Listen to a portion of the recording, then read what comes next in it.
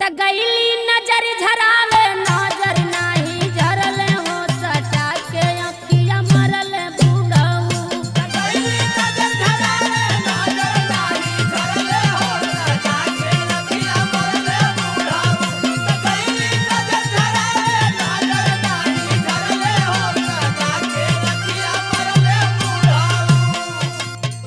अरे दीवाना। हाँ बाबा बोलो।